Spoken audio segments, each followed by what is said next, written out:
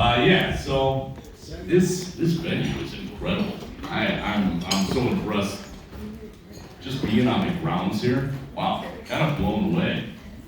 I'm staying at the cottages over there behind the sheep. Have you seen them? Yeah. All the sheep over there, just screaming at each other. Ah! I've been enjoying the hell out of that. That's pure entertainment. They have no chance of being louder than we will later tonight, though. I'm guaranteeing that. Let's go! Yeah, it's Casey. All right, first up, we've got the Hawk. Go Bird! Father of the groom, Chris Stevens. Thanks, Brandon. Yeah, you got it. Ladies and gentlemen, Brendan Greeley. He'll be here all night, try to be. Brandon? So, we're not going to do 15 minutes of stand-up comedy, but Mick, Allison, and Martin in the band, how about that, huh? Yeah. So, we'd love to be able to welcome you all. This is kind of we're the host tonight, Teresa and I are the host tonight, and a host for a very, very special occasion. So, Conor McBride Stevens. So he's an enterprising young man. He's the middle child of 5, and middle childs are usually warriors, fighters, and how could it not be that he would not go into the Marine Corps and fight for his country? Nice story.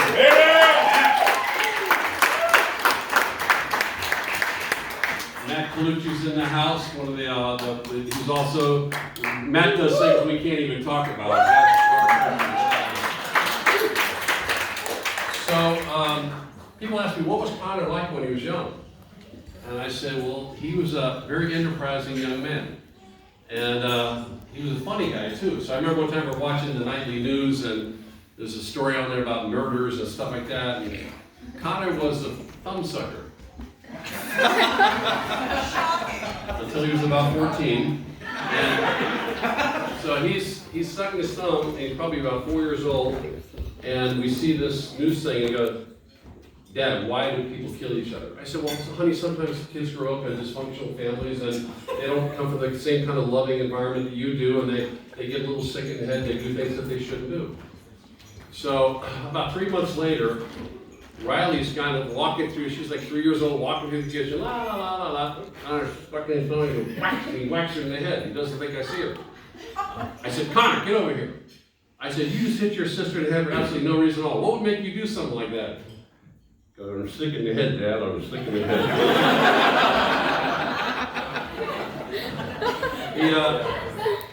We were actually down on Cape Cod at an ice cream place, and I think Conor was maybe 3 years old. And we get our ice cream cones, and he goes outside. And there's a guy going outside, and he's got a cigarette. And he's having a cigarette, just minding his own business. And Conor comes up and goes, "You know that's going to kill you." And the guy's like talking to an adult. He's like, "Well, yeah, look, I know I'm trying to stop you. I bet you're a drunk driver too." So Conor, when he came time to sell candy bars for his cut pack and whatever, he went around Wellesley Pool as opposed to go around selling them individually. He recruited about 10 kids. He's sitting on a chaise lounge with sunglasses on. These kids are racing around the pool. He's like 10 years old and made more money than anybody else in the country about. So that's why he's an entrepreneur. So Conor made me a couple of promises when he came back from Iraq. And I can tell you a few stories about the amazing letters and the amazing things that he sent during that period of time to serve his country. And he said, "Dad, you know what? I've made a decision. I'm not getting married, I'm not having a dog, and I'm not having kids." Conor's getting married tomorrow. Toby is their dog. And we'll see what happens. So, Annie,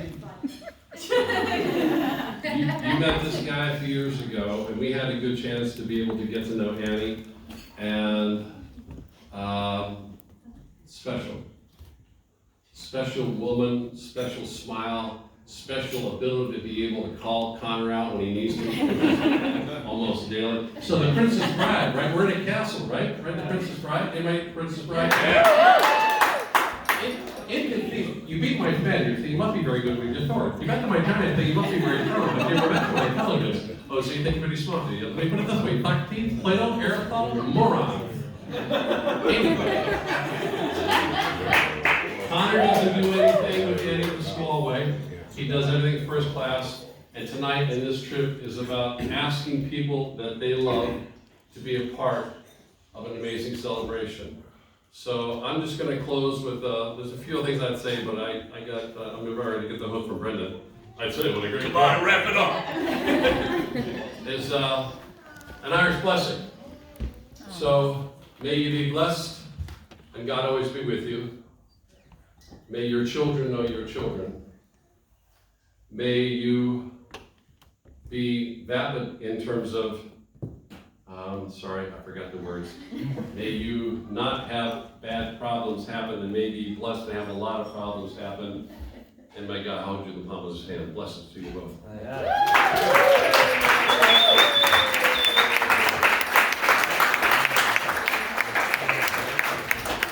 Chris Stevens, everybody. The Hawk.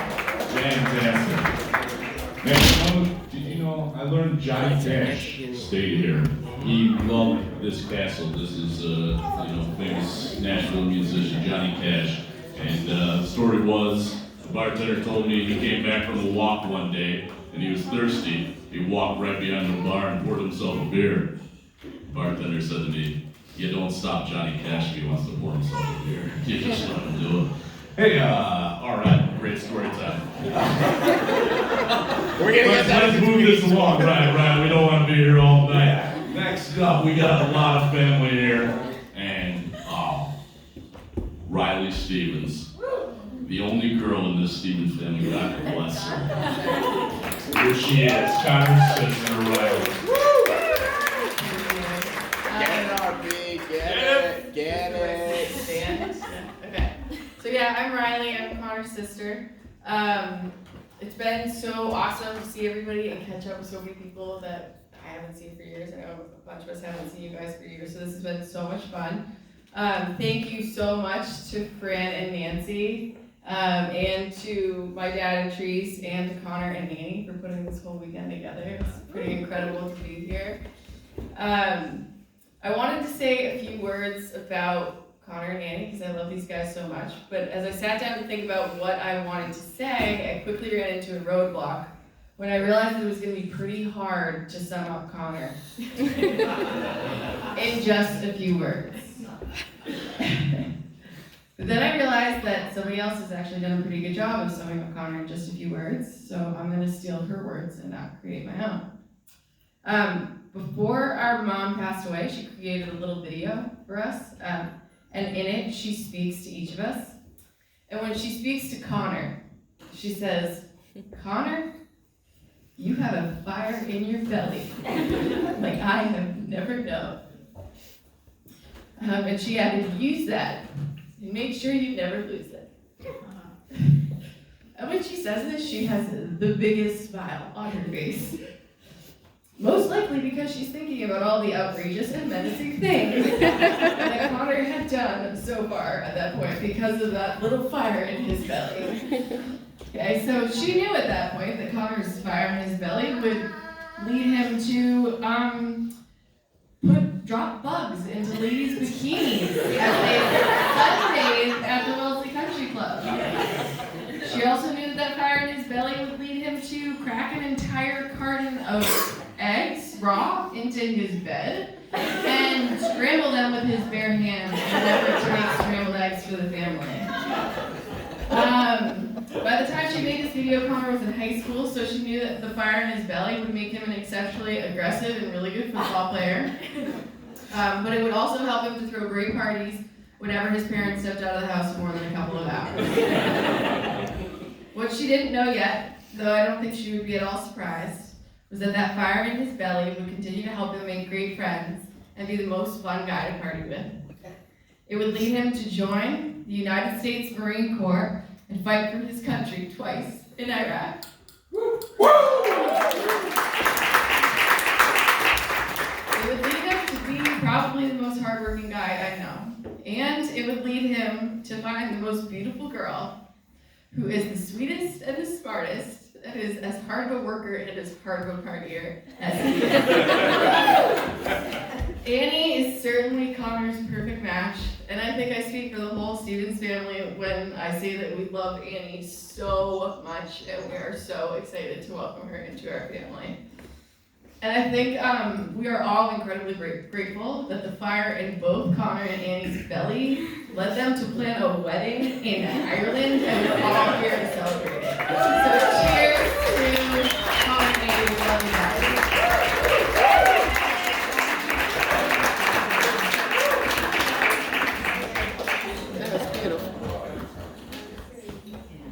Riley Stevens, everybody. Riley, sorry. No disrespect, Will. I'm sorry. Oh yeah, it was at your wedding. It's starting to come back. We're going to keep this moving along. Bernice Saints. All right, Bernice. Yeah, ready? There you are. Hi everyone, I'm Bernice, and Annie and I lived on the first floor of the same building in college freshman year. That was called Sharp. In New Orleans at Tulane University, and this was actually almost 12 years exactly to the date of today, which is scary. Our group of 10 girls, many of whom are here today, we also started going by the name of Sharp One Girls, and we basically become a pseudo sorority. But the thing is, when Conor started dating Annie, he didn't realize that when you date one of us, you actually date all of us. And so he quickly learned, and I think that all of us realized that Conor was the one for Annie when he mastered the traditional Sharp One picture pose. Conor? Could you do the Sharp One pose for us? That's right! So that's how we knew that Conor was definitely the one, but we definitely loved him for other reasons as well. And while Annie and I, we were definitely close in college, we had lots of giggles and lots of dance parties in New Orleans, I think that our friendship really blossomed after college. And I think there's a lot of things that Annie and I, it's a little bit scary, but that we have done very similarly.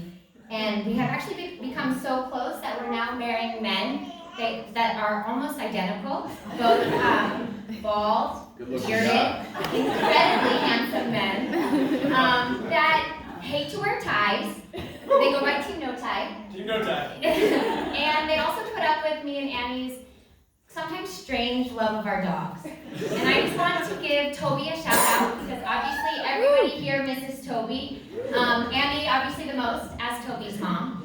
And so we just love Annie and Conor.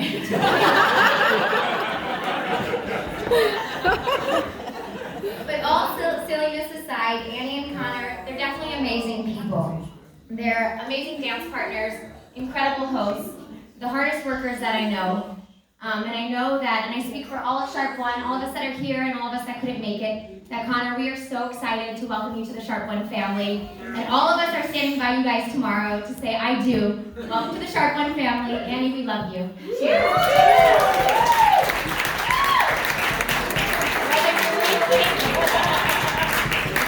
I know you're not Toby, I know you're All right, Bernice, let's hear it for Bernice. We've got one more. I know a lot of speakers here tonight because so many people showed up, clearly not getting the hint as they planned a wedding across the ocean. Everybody showed up anyway. But our final speaker, he's going to be entertaining, I guarantee it. Casey Stevens. He needs no further introduction. I wanted to hug everyone. Good evening, everyone. Good evening. When I thought about doing this, I thought Conor and Annie, I could go a couple different ways with this. But I decided I'd take it easy on them and be nice. But I think I speak for both families when I say thank you all for traveling this tremendous distance to be here with us to celebrate these guys. They mean the world to me. For those of you who don't know me, I'm Casey McBride Stevens. I'm Conor's older brother. Our mother's family was from Cork, Ireland.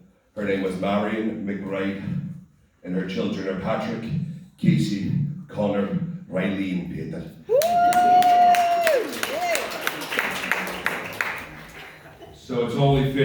that we are here celebrating these two in this amazing country, which now Peter and I may or may not be moving to Galway next month.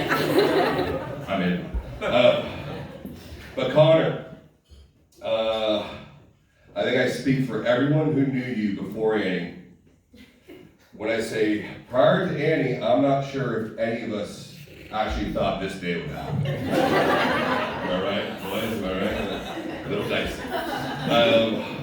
But Annie, as soon as I met you, I knew you were the one for Conor. I could tell by the way he lit up talking about you when you weren't around. And I could tell by the way he looked at you. He loves you with every ounce of his little man self. Just a little guy. Just a little guy. Anne Marie, as he calls you a lot, but you're Annie to me. I think some would say you saved this man. I want to say thank you. Thank you. I remember when I first met you, I was genuinely concerned. Not for Conor, for you. He's a rare breed, and so is everyone in our family. We know that. And that's to say the least. We are all monsters in our own right. Seriously, we are. I know it's a problem. And to say it's magnified when we get together would be an understatement. Not to mention our extended family is just as monstrous and crazy. So look at cousin Meg, everyone keep an eye on her tonight. Single guy, she's single.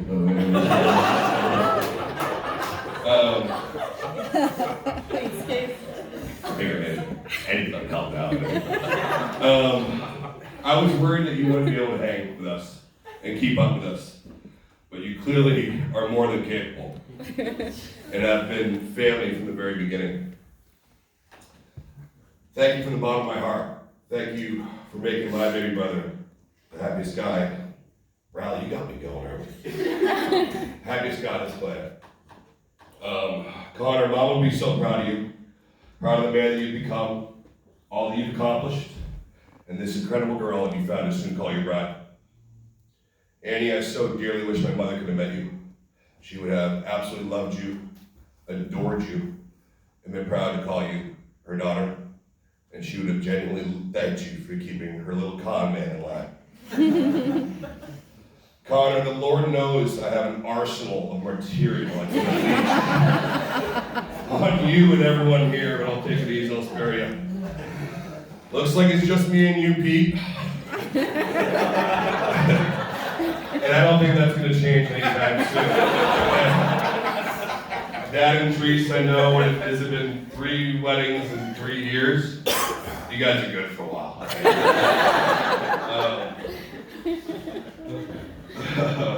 Annie and Conor, thank you for letting me be a part of your special weekend. I'm so happy for you guys. I love you both, and I'm proud of you guys. And I wish you all the happiness I would have had.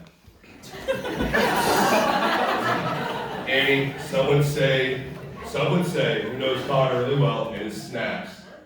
Some would say, you are the mustard to Conor's pretzels.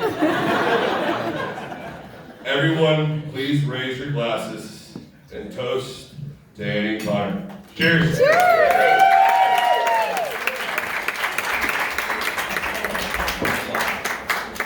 Casey Stevens, everybody.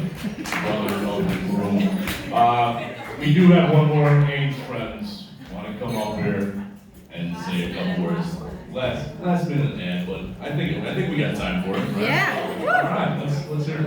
Bring it on. Hi everyone, I'm Leanne Benson and this is Meg Herrick and Justin Quaid. I'm just not welcome such a maiden name, sorry. We all grew up together in Norfolk, Rentham respectively, and went to middle school and high school with Annie. And also Andrew is very much part of our career, but he's going to be on the big stage tomorrow, so hang on for that. First of all, I want to thank the Stevens family for throwing this tonight. This is wonderful, and it's been an absolute joy to get to know you over the past day or so, and look forward to continuing that. And then Mr. and Mrs. Gorman, thank you so much for throwing us all a party in Ireland. I kind of think that this just saves you from having to drive us home tonight. So thank you for all those nights driving us home from the woodshed and everywhere else. And we'll take very very good care of this castle. We've come a long way. We have a staff can hear us when you say that, so quiet down. I freaking hate it. Okay, we've come a long way. Annie and Connor, could not be happier for you guys. I'm so excited to be here. I just am so impressed and amazed with your group of friends and family, everyone who's here for you. I'm sorry. This is why he writes tough. Like this, you come. No, I was just thinking when Andrew asked if we wanted to say anything tonight, and we were like, of course we will. And I thought to the night that Annie and Connor met in South Boston. There was a brand new hot happening bar opening up. It's called Lincoln. Right? So we decided to go to some new bar called Lincoln that night. And we all meet Connor, and Connor begins to court Annie. And from then on, you know, Connor's been a great friend to us, and we couldn't be happier for our friend Annie, and so happy for this day and everything else. You want me to say something now? I wasn't even there that night, but I heard rumors about.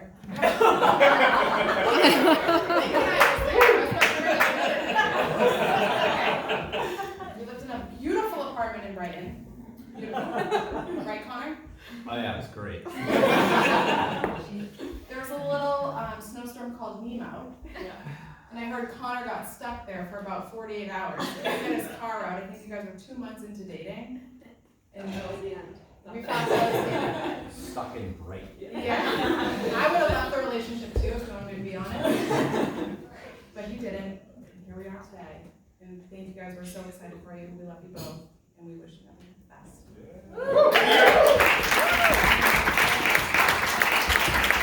All right, fantastic. Uncle Tom McBride wants to say a few words. Toast party. Hello, everyone. I'm Tom McBride. I'm Connor's uncle. I'm also privileged to be his godfather.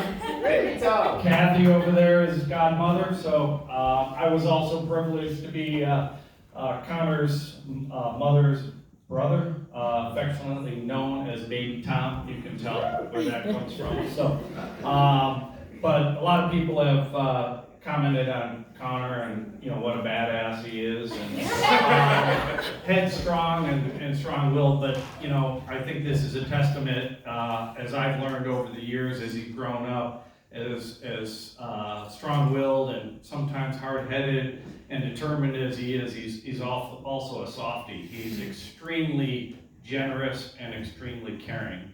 And to have Annie join and have those same qualities is just tremendous. So there's 170 people here just enjoying and about to celebrate a great ceremony. So it brings back a couple of memories. I was privileged to marry my bride 29 years ago.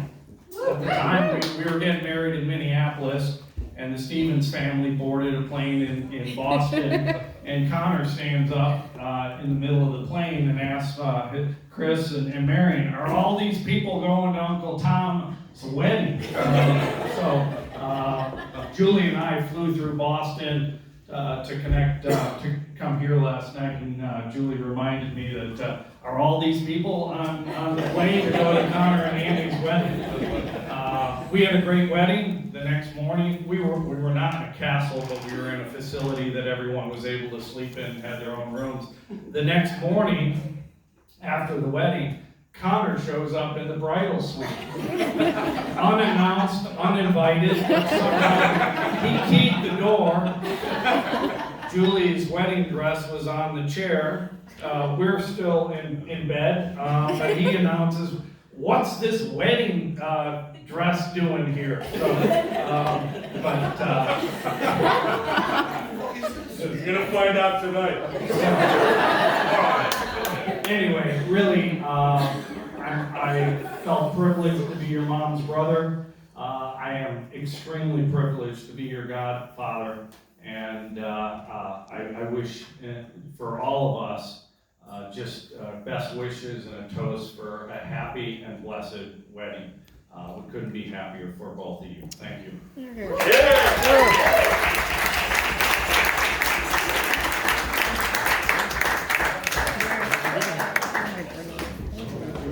The Godfather, Tom McBride. Woo! All right, and I just want to say, Annie and Conor wanted to sincerely thank everybody for the efforts to get here and just being here to celebrate them. And I'm pretty happy that I got to come to. I had a good excuse to come to Ireland, so thank you guys. All right, let's keep it going. Yeah, let's party. We'll see you tomorrow.